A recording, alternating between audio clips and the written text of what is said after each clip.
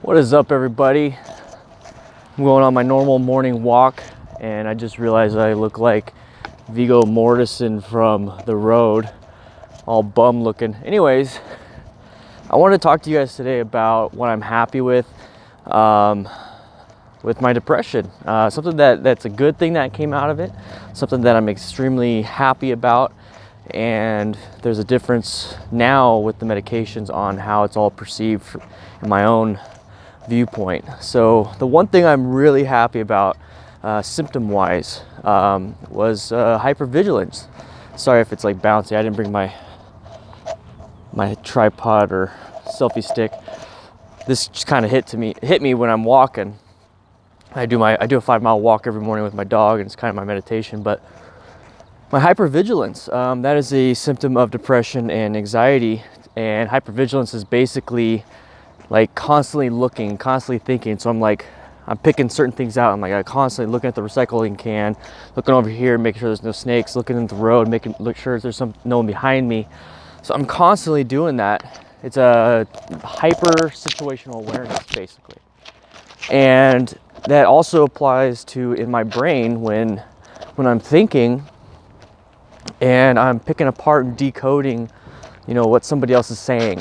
It's not just about visual, but it's about auditory and in my mind, and that helps me learn. I've always been an amazing learner. I could pick it up quick. I've always been able to pick up certain things super quick. Sorry, I look ridiculous. There we go. I'm able to pick up stuff super quick, and that's been very helpful. Let's just stop right here. I think I could take a few minutes out of my time walking. I'm gonna be walking for the next hour and a half.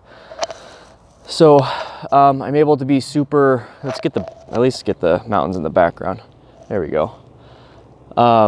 Super quick at learning, and that's because of the hypervigilance, where I don't want to say it, but I feel like I think like 2 to 3 to 5 times as much as somebody else, and I think that's the anxiety.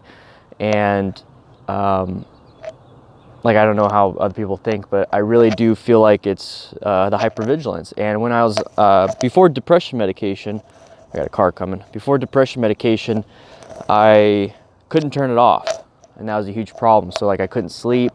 If something was bothering Nikki, or something was bothering a friend, or there's something out there, I couldn't turn off my mind from thinking about it and trying to decode and trying to find a solution, all that stuff. So that was a huge problem, but it was also a blessing. When I got medication, I'm sorry, Stella. When I got medication, it turned into it never turned into anything. It stayed the same. I had the same hypervigilance, but I could almost turn it off. I could choose when I want to think.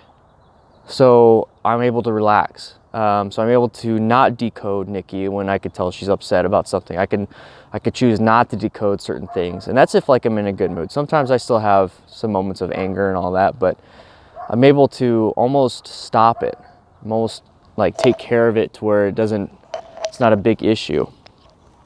And I'd like to thank medications for that. And that's a huge thing when it comes to the hypervigilance and the anxieties and the depressions. So that's one thing I'm super thankful for when it came to depression, is that I was able to get that trait, and then with medications and help, able to turn off the negative sides of that.